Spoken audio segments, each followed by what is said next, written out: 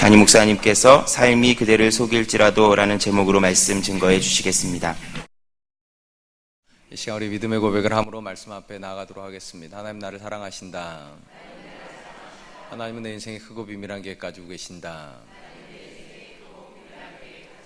하나님은 오늘도 나와 동행하셔서 그 계획 이루어 주신다. 아멘. 그렇게 될 줄로 믿습니다. 아멘. 푸스킨이라고 하는 사람이 쓴 시 중에 삶이 그대를 속일지라도 하라는 시가 있습니다. 삶이 그대를 속일지라도 슬퍼하거나 노하지 말라. 고통의 날을 참고 견디면 기쁨의 날이 오리니 마음은 미래에 사는 것 현재가 슬프다 해도 모든 것은 하염없이 사라지고 지나간 것은 그리워지리니. 여러분은 삶이 우리를 속인다라고 생각해 보신 적이 있으십니까? 혹시 이 자리에 계신 분들 중에 삶이 한 번도 나를 속인 적이 없고 언제나 삶은 내게 정직하였다 그렇게 믿고 살았던 분 계십니까? 아마 단언컨대 단 한 분도 그러신 분이 없었을 거라 생각을 합니다. 우리는 정말 종종 열심히 준비한 일에 뜻하지 않은 실패를 경험하기도 하고 내가 정말 마음을 다하고 정말 진심으로 사랑했고 믿었던 사람에게 배신의 아픔을 경험하기도 하고 심지어 우리 주변에는 젊은 시절을 온전히 다 갖다 바쳤던 회사로부터 하루아침에 퇴사 명령을 받는 사람들을 만나게 됩니다. 우리가 만약 이런 일들 중에 하나만이라도 겪으면 우리는 다 푸스킨이 한 말처럼 삶이 우리를 속이고 있다 그렇게 경험하게 될 것입니다. 아마 푸스킨이라고 한 사람도 이런 숱한 아픔의 시간들을 겪고 나서 이 시를 적은 것 같습니다. 그런데 이 시가 참 의미가 있는 것은 거의 결론 부분에 가서 그가 하고 있는 고백입니다.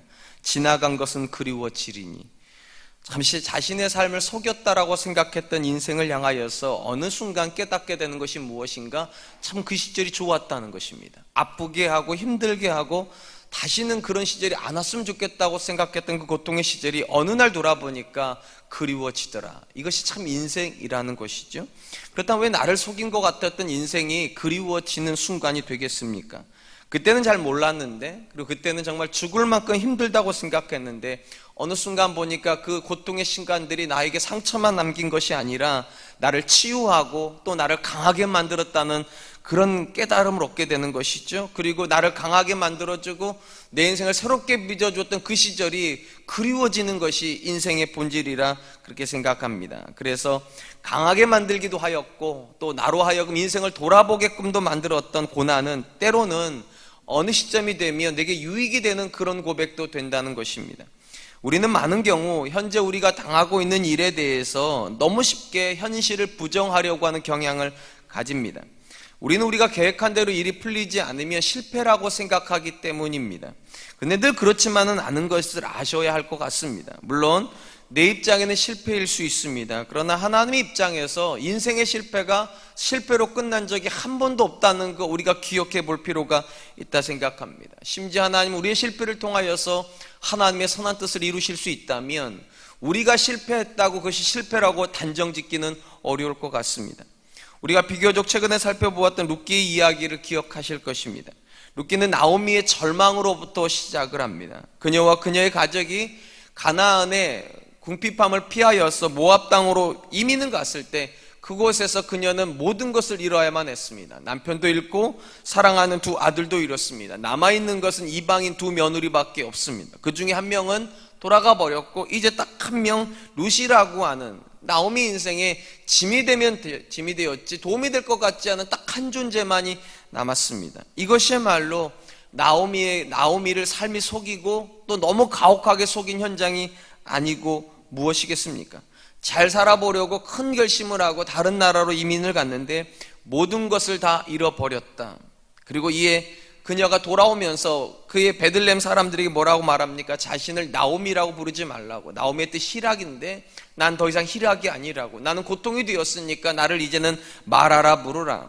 더 이상 그녀에게는 기쁨도 없는 것 같고 소망도 없는 것 같고 그리고 자기의 뭔가를 해낼 수 있는 에너지가 전혀 없는 것 같은 그런 상태입니다. 이제 희망이 없어 보입니다. 절망입니다. 근데 놀라운 것은 이 절망이라고 생각했고 실패라고 생각했고 끝이라고 생각되는 지점에서 하나님이 일하기 시작하신다는 것입니다. 그녀에게 짐이 될 거라고 생각을 했던 룻이라고 하는 여인이 밭에 나가서 이삭을 주러 가는데 보아스의 밭으로 갑니다. 그리고 이스라엘에 많은 아름다운 여인들이 있었을 터인데 보아스의 눈에는 눈밖에 안 보입니다. 그리고 결국 두 존재가 결혼을 해서 아이를 낳게 됩니다. 우리 성경을 보니까 그 아이의 이름이 오벳이라고 되어 있습니다. 이 오벳이 누구인가? 다윗의 아버지가 이새인데 이새의 아버지가 오벳입니다. 그러니까 오벳은 다윗의 할아버지가 되는 것이죠. 나오미는 자기 인생에 아무 기쁨도 없다고 생각을 했는데 놀랍게도 나오미 인생에 오벳이라고 하는 기쁨이 있었고 그 오벳으로부터 다윗이 나오고 우리가 잘 아는 그 족보에서 예수님이 나오는 기적과 같은 역사가 시작이 되었습니다. 그런 점에서 사랑하는 성도 여러분, 지금 현재 내가 당하고 있는 일을 내 관점, 내 기준으로 무언가를 판단하는 게 때로는 굉장히 어리석을 수 있습니다. 왜냐하면 우리는 아직 결론을 다 살지 않았습니다. 맞습니다. 지금이 마치 결론인 것처럼 느껴질지도 몰라요. 나오미 인생에 모압 땅에서 실패가 결론인 것 같고 두 아이를 떠나보내고 남편을 잃어버리는 것이 인생의 끝인 것 같았습니다. 그런데 참 놀라운 것은 하나님은 그 끝 지점에서도 일을 하신다는 것이죠. 그런 점에서 지금 내가 겪고 있는 일을 지금 내 기준으로 내 경험으로 판단하려고 하면 우린 늘 이렇게 말합니다. 삶이 나를 속이고 있다고, 하나님이 나를 사랑하지 않으신다고, 하나님이 내 인생에서 일하지 않으신다고. 그러나 성경이 저와 여러분들에게 준 가장 강력한 메시지가 무엇인가? 하나님은 당신을 사랑하십니다. 하나님은 언제나 선하십니다. 이 믿음의 고백을 가지고 지금 우리가 만나고 있는 현실 앞에 서면 우리는 절망만 하지 않아도 될 줄로 믿습니다. 오늘 우리는 예수님께서 이 땅에 오셔서 죽은 지 3일 만에 부활하신 부활절 아침에 서 있습니다. 사실 기독교에서 가장 중요한 교리를 하나만 꼽으라고 그러면 확실히 부활의 교리입니다. 만약 예수님의 부활이 없었다면 구원은 존재할 수 없고 구원이 존재하지 못한다면 영생의 소망은 사라지게 되기 때문입니다. 근데 여러분, 부활에 있기 위해서 먼저 있었던 것이 무엇인지 아십니까? 그게 바로 절망입니다. 아들이 죽어서 3일의 절망을 경험하고 나서야 결국은 부활이 있었기 때문에 절망이 없는 부활은 없습니다. 사랑하는 성도 여러분, 그 당시 예수님이 십자가에 달리는 모습을 보았던 제자들과 수많은 사람들의 절망을 한 번만 생각해 보십시오. 제자들은 3년의 생애를 다 걸면서 어떻게 생각을 했습니까? 자기들이 따르는 스승이 메시아일 거라고, 하나님의 아들이고 이 땅 가운데 하나님의 나라를 만들 사람일 거라고 철석같이 믿었습니다. 그리고 5,000명이나 되는 사람들도 따라다니던 그런 시절이 있었습니다. 그런데 그 예수님께서 아무것도 못하고 십자가에 못 박혀 죽으십니다. 절망입니다. 낙심입니다. 끝난 것 같습니다. 그래서 제자들은 모두 예수님을 버립니다. 심지어 어떤 제자들은 고향으로 돌아가서 뱃일을 다시 시작하기도 했습니다. 그런데 그 제자들이 끝났다라고 생각되는 지점에서 하나님께서 예수님을 부활시키셨습니다. 그렇기 때문에 이 부활은 우리에게 강력한 메시지가 있습니다. 어떤 메시지요? 소망의 메시지요.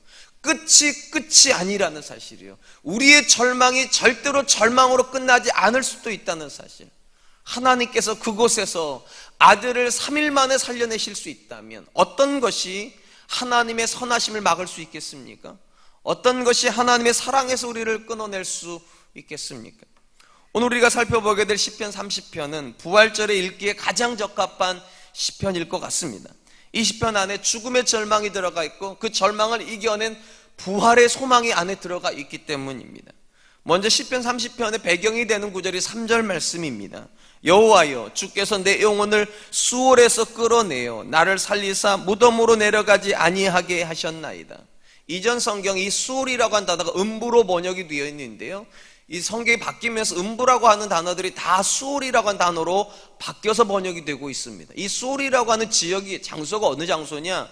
유대인들은 영원히 죽으면 예수님 하나님 믿었던 사람이든 안 믿었던 사람이든 한 곳에 집합한다고 생각을 했습니다. 죽은 영혼들이 가는 지점이 어디냐? 그게 수올입니다. 그러니까 이 수올이라고 하는 단어는 뭐랑 깊은 관련이 있는가? 죽음과 깊은 관련이 있습니다. 그런데 이 30편의 시를 쓰고 있는 다윗이 자기 자신의 상황을 설명하면서 죽음과 관련된 단어 수올, 무덤이라고 하는 단어를 쓰고 있습니다. 뭐를 말하는 겁니까? 그에게 지금 절망이 찾아왔다는 겁니다. 아무런 소망이 없고 죽음을 향하여 가고 있다라고 느껴질 만큼 그런 절대절명의 위기 속에 그가 들어가 있습니다. 우리가 하나님에 대해서 보편적으로 가지는 오해가 있다면 하나님께서 성도에게 평안만을 주실 거라 생각하는 것 같습니다. 그래서 신앙을 가지고 있으면 대체적으로 고난을 좀 쉽게 못 받아들입니다. 이게 참 아이러니인 것이 신앙을 가지고 있으면 고난을 쉽게 받아들여야 될 것 같은데 이상하게도 신앙을 가지면 가질수록 고난을 쉽게 못 받아들입니다. 마치 자기가 안 당해야 될 일을 당하고 있는 것처럼, 그리고 또 내가 이러려고 하나님 믿었나 스스로 자책하기도 합니다. 근데 여러분, 성경에서 우리가 너무 쉽게 발견하는 보편적인 진리가 무엇입니까? 성경에는 어떤 사람도 고난이 면제된 사람은 없다는 겁니다. 여러분이 아는 믿음의 사람들 중에, 성경에서 만났던 믿음의 인물 중에 고난이 면제된 인물이 있습니까? 한 명도 없습니다. 근데 참 신기한 것은 한 명의 사람도 예외 없이 다 고난 속에 들어가 있는데 이상하게 우리는 예수님 믿으면 고난이 없을 거라고 생각을 한다는 것입니다. 이거는 아이러니이고 이것은 망상입니다. 우리가 말씀을 아는 사람이라면 절대로 그렇게 생각할 수 없습니다. 모든 사람에게 고난이 왔다면 저와 여러분들에게도 낙심의 순간이 오는 게 당연합니다. 절망의 순간이 오는 것이 너무 당연합니다. 여러분, 20편 30편을 쓴 다윗이 어떤 사람입니까? 하나님께 이렇게 말했던 사람입니다. 오늘날 이새의 아들 다윗을 만나니 내 마음에 합한 자라, 저를 통하여 내 모든 뜻을 이루게 하리라. 하나님이 기뻐했던 사람, 하나님의 모든 뜻을 이루게 하시겠다고 했던, 하나님이 사랑했던 사람인데 그에게 지금 어떤 일이 찾아왔습니까? 수월이 왔습니다. 무덤이 왔습니다. 죽을 것 같은 고난의 시절이 왔습니다. 참 신기한 것은, 근데 다윗은 놀라지 않는다는 것입니다. 하나님이 나를 사랑하시는데 이럴 수 있나? 내가 이러려고 하나님 믿었나? 그런 고백이 없습니다. 마치 올 것이 왔다고, 당연히 와야 하는 것이 왔다고, 나는 그걸 어떻게 받아들여야 될지를 고민하면서 시를 쓰고 있지, 왜 이런 일이 내 인생에 찾아왔나? 내가 하나님께 뭘 잘못했나? 그런 고백이 전혀 존재하지 않습니다. 그러므로 이 부활의 아침에 여러분, 여러분에게 죽음의 고통이 찾아왔다면 이상하게 생각하지 마세요. 하나님의 아들도 십자가에 못 박히는 판이시고요, 하나님이 사랑한다고 말했던 다윗도 죽을 것 같은 상황 속에 들어가 있다면 우리에게 고난이 없다고 생각하는 게 이상한 것이고, 우리에게 그런 시절이 안 오는다고 생각하는 것이 이상한 것이겠죠. 다윗은 그가 만나고 있는 고난 속에서 놀랍게도 찬양하자고 요청을 합니다. 4절로 5절입니다. 주의 성도들아, 여호와를 찬송하며 그의 거룩함을 기억하며 감사하라. 그의 노여움은 잠깐이요 그의 은총은 평생이로다. 저녁에는 울음이 깃들일지라도 아침에는 기쁨이 오리로다. 다윗이 그 절망의 순간에서 그와 함께 있는 사람들에게 찬양하고 감사하자고 했던 이야기가 무엇인가? 주의 노여움은 잠깐이다. 무슨 말입니까? 하나님이 어느 순간에는 우리가 잘 모르는 이유이겠지만 노여워하신다는 겁니다. 그건 지극히 당연하다는 거예요. 그런데 그것은 잠깐이라는 것입니다. 그리고 뭐가 온다는 것입니까? 하나님의 은총이 평생 올 거라고. 저녁에는 울음이 깃들일지라도 아침에는 밝은 소망, 기쁨으로 맞이하게 될 거라고. 이 순간은 지나가는 순간이지 이 순간이 결론의 순간은 아니니까 우리 하나님을 신뢰하고 그 하나님을 기뻐하자고, 그 하나님을 감사하자고 그렇게 고백하는 것이지요. 근데 여기서 우리가 주목하고 싶은 것은 다윗이 고난을 주시는 하나님, 그러나 그 고난 속에서도 선한 계획을 가지고 계시다는 그의 믿음을 가지고 찬양하자고 초청하고 있는 대상들이 누군가에 대한 부분입니다. 거기 보니까 이렇게 돼 있어요. 주의 성도들아. 우리 성경이 이렇게 번역을 해가지고 뜻을 조금 희석시킨 것 같아요. 여기 나오는 주의 성도들은 한 단어입니다. 핫세드라고 하는 단어입니다.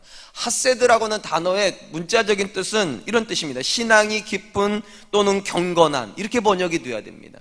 그래서 공동번역이라고 하는 기독교하고 개신교하고 천주교가 같이 번역한 성경에서는 이 부분을 어떻게 번역을 했는가?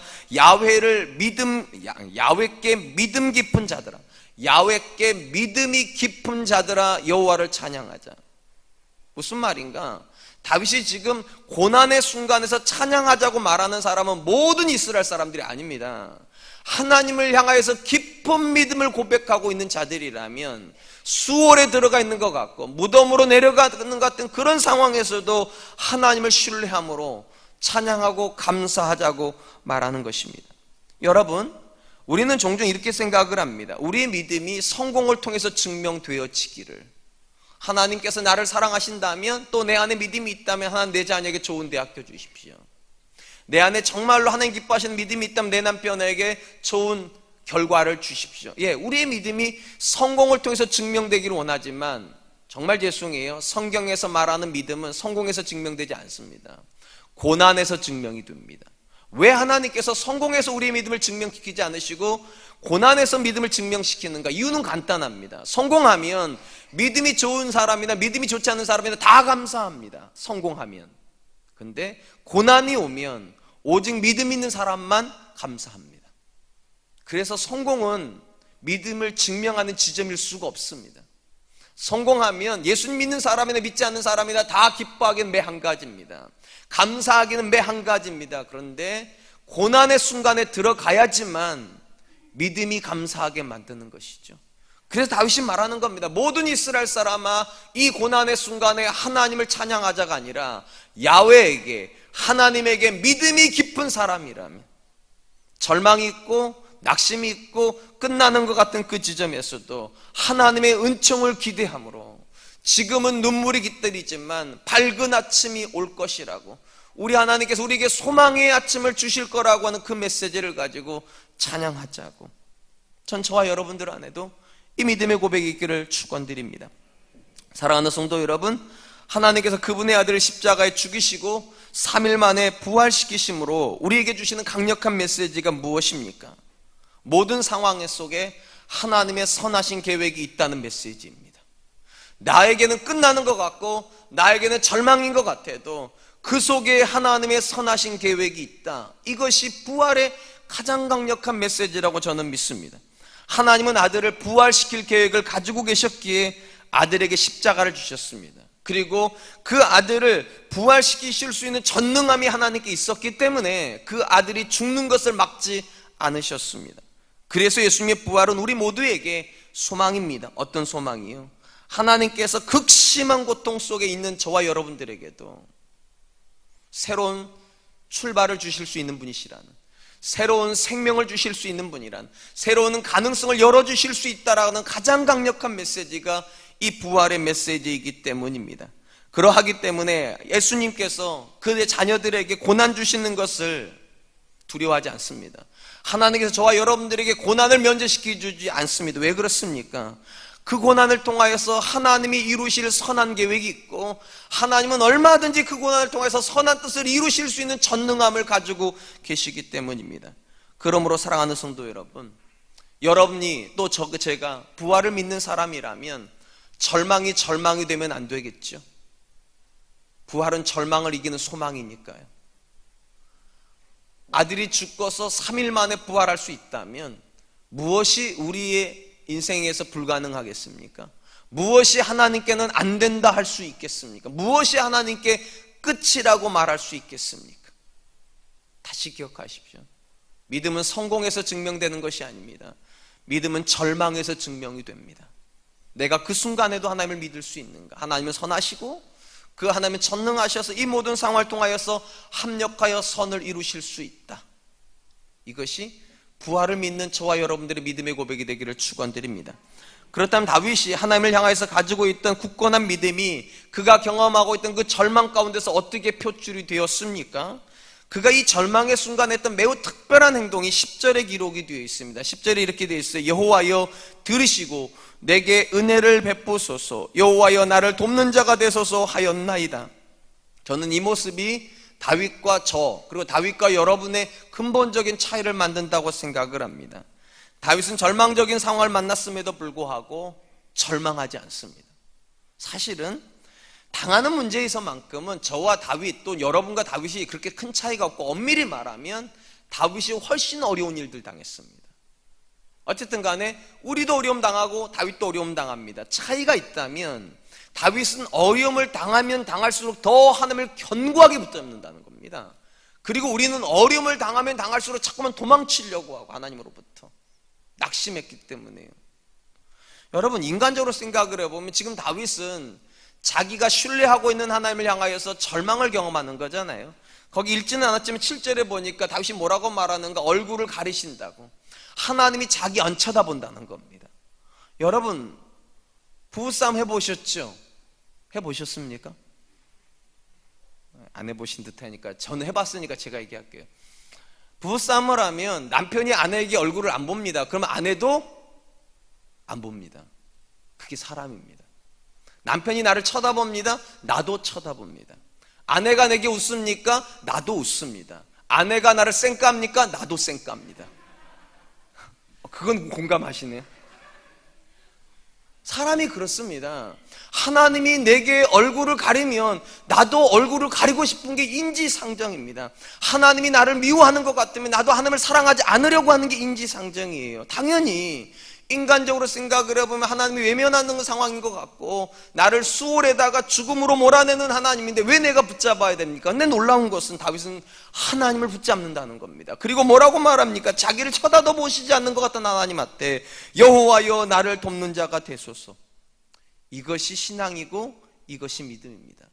쉽게 말하면 역설이 있어야 된다는 거예요. 하나님이 나를 모르신다 해도 나는 하나님만 붙잡습니다. 하나님이 나를 안 쳐다보아도 나는 하나님만 쳐다봅니다. 하나님이 나를 포기하시는 것 같아도 나는 하나님을 포기하지 못합니다.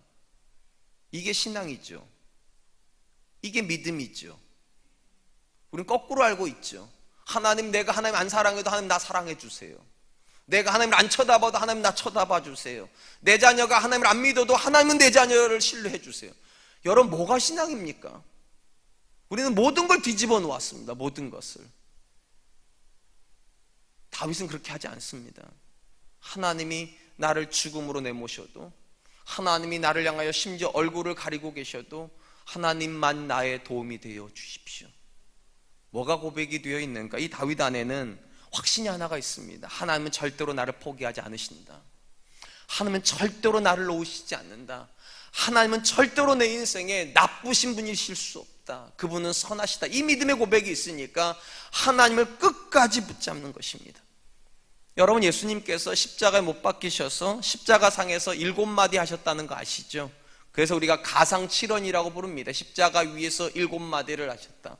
제가 여러분들에게 종이 한 장씩 내어드리고 7마디 쓰시라고 그러면 쓰시겠습니까?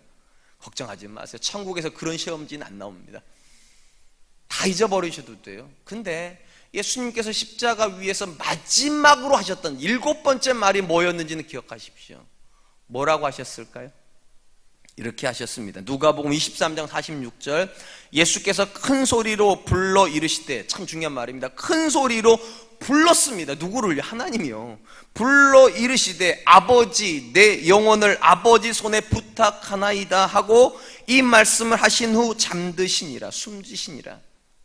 하나님을 불렀답니다. calling father 했어요. 하나님, 죄송해요. 영어도 같지도 않은 영어를 해서 하나님 불렀습니다. 그리고 아버지요, 내 영혼을 아버지께 의탁하나이다.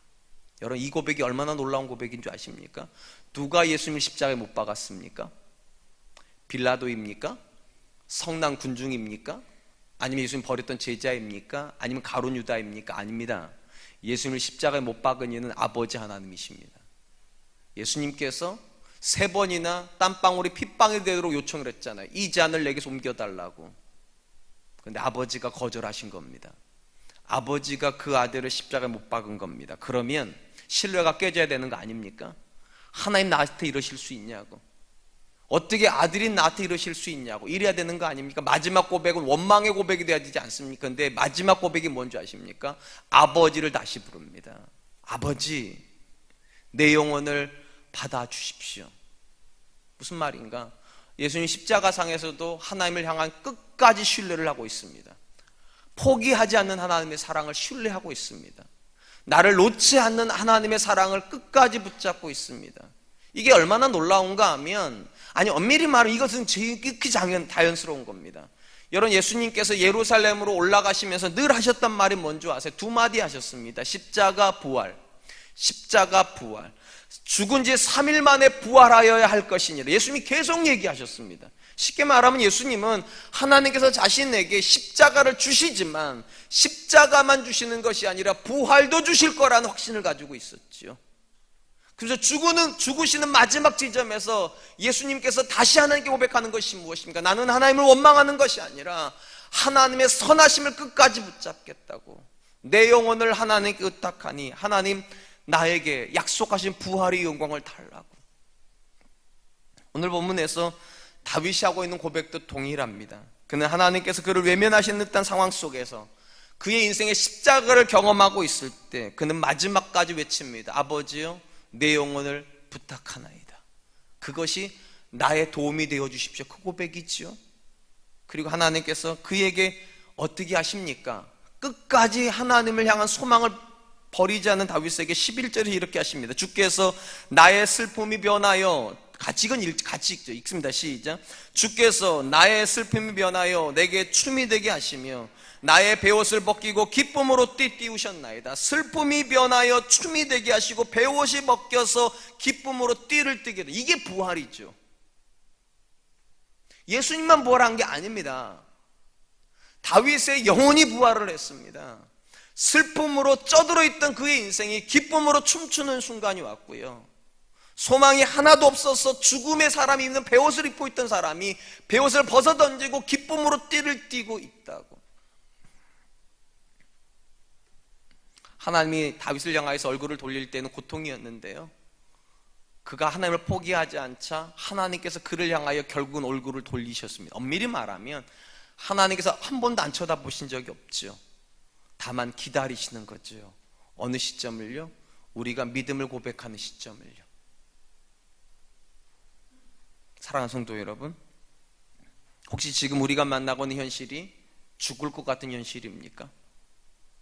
삶이 나를 속이는 것 같고 되는 일은 하나도 없는 것 같고 내 주변에는 나를 받아줄 만한 어떤 사람도 존재하지 않는 철학적으로 절대적 타자인 나는 그냥 툭 던져져 있는 존재인 것 같습니까? 옆에 남편이 누워있고 아내가 누워있지만 내 마음을 하나도 헤아려 주지 못하는 것 같은 그런 시절을 지나십니까? 목사는 그런 거 안 느낄 것 같죠? 사모랑 살면 항상 좋을 것 같죠? 생각하기 나름이에요. 누워있어도 벙어리 냉가슴일 때가 있습니다. 자식들은 바깥에서 텔레비전 보면서 막 웃고 있는데 안방에 누워있는 내 마음속에 눈물이 흐를 때가 있어요. 저것들은 속도 없다 진짜. 그럴 때가 있어요. 왜 사나 싶을 때가 있어요. 그래요 진짜로. 그때 우리가 바라봐야 될 지점이 어디일까? 간단합니다. 십자가입니다. 예수님도 그 시절을 지나셨기 때문에 아버지가 버리시는 것 같은 시절이에요. 다윗도 그 시절을 지났거든요. 하나님이 얼굴을 안 쳐다보시는 것 같은 그 시점이에요. 진짜는 이것입니다. 그 시점에서 여러분은 하나님 바라보고 계십니까? 그 시점에서 여전히 하나님이 내 소망이라고 말하고 계십니까? 그게 부활의 소망입니다. 하나님께서 어떤 것에서도 나를 향하신 그분의 사랑은 끝나지 않는다. 하나님에게는 어떤 절망도 절망일 수 없다. 하나님이 내 인생의 소망이시다. 나의 슬픔을 변하여 기쁨을 바꿔주실 수 있는 유일한 분, 나의 베옷을 벗기시고 나를 기쁨으로 띠띠게 해주실 수 있는 유일한 분, 그것이 부활의 고백입니다. 전 저와 여러분들에게 부활은 매일의 삶의 고백이 되었으면 좋겠습니다. 하나님의 사랑에서 끊을 수 없으리라. 어떤 것도. 이제 말씀을 맺으려고 합니다. 분명 지금도 저와 여러분의 삶에 이해할 수 없는 고난이 있습니다. 근데 전혀 이상하게 생각하지 마십시오. 하나님의 아들인 예수님에게도 십자가가 있었고 하나님이 가장 사랑하는 사람이었던 다윗에게도 수월과 무덤으로 내려가는 것 같은 고통이 있었다면 우리에게 고난이 없다는 것이 이상한 거죠. 우리에게 어려움이 없다는 것이 이상한 거죠. 어려움은 누구나 있는 겁니다. 다만 이제 물어봐야 됩니다. 내게 믿음이 있는가? 끝이 되지 않게 하시는 하나님을 향한 선하신 계획에 대한 신뢰예요. 죽은 지 3일이 되었지만 얼마든지 그 아들을 부활시킬 수 있는 하나님의 전능하심에 대한 신뢰예요. 나를 향해서 얼굴을 돌리시는 것 같은 상황에서도 하나님은 여전히 나를 사랑한다라고 하는 끝나지 않는 나의 사랑의 고백이요.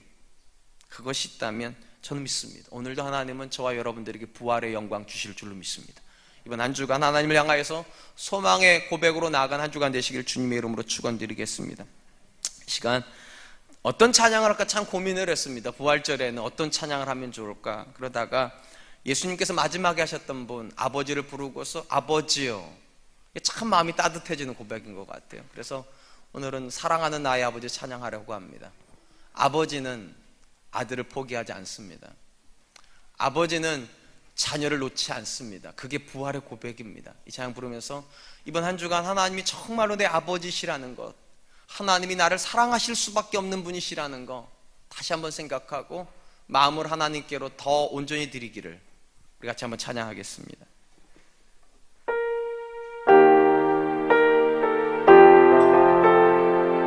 사랑하는 나의 아버지, 사랑하는 나의 아버지, 이름 높여드립니다. 이름 높여드립니다. 주의 나라 찬양 속에 임하시니 능력에 주께 찬송하네. 전능하신 하나님 찬양 언제나 동일하신 주, 전능하신 하나님 찬양 영원히 다스리네. 나 주의 이름 높이리, 나 주의 이름 높이리, 나 주의 이름 높이리, 나 주의 이름 높이리. 하늘 높이 늘린 깃발처럼 주의 이름 높이리. 전능하신 하나님 찬양 언제나 동일하신 주, 전능하신 하나님 찬양 영원히 다스리네. 이 시간 우리 잠깐 기도했으면 좋겠습니다. 부활절입니다. 해마다 오는 부활절이라 이제는 감동도 없는 혹시 그런 부활절은 아닙니까? 감동이 없어도 괜찮습니다. 그런데 저와 여러분들에게 믿음은 있었으면 좋겠습니다. 하나님의 사랑에서 절대로 끊어지지 않는다. 그 가장 중요한 메시지가 부활의 메시지이기 때문입니다. 이 시간 여러분들 스스로에게 물어보시기 바랍니다. 하나님이 나의 아버지심을 믿으십니까? 그 하나님께서 아들을 십자가에서 죽이시고 3일 만에 부활케 하셨다면 우리 동일한 아버지 하나님은 우리의 고난 속에서 어떤 일을 하실 수 있겠습니까? 저와 여러분들에게 고난을 주시고 외면하시겠습니까? 아니면 반드시 기억고 저와 여러분들을 살려내시겠습니까? 우리 자녀들을 외면만 하시겠습니까? 아니면 반드시 그 자녀를 찾아가셔서 그 자녀의 길이 되어 주시겠습니까? 혹시 부활절을 맞이하면서도 마음 가운데 기쁨이 없고 절망만 가지고 오셨다면 이 시간에 기도했으면 좋겠습니다. 하나님, 나의 아버지심을 믿고 소망의 메시지 앞으로 나아가게 해주십시오. 하나님의 사랑에서 그 어떤 것도 끊어지지 않을 것입니다. 우리 같이 한번 기도하겠습니다. 하나님 아버지, 하나님 감사합니다. 오늘도 귀한 시간 주시고 은혜의 보좌 앞으로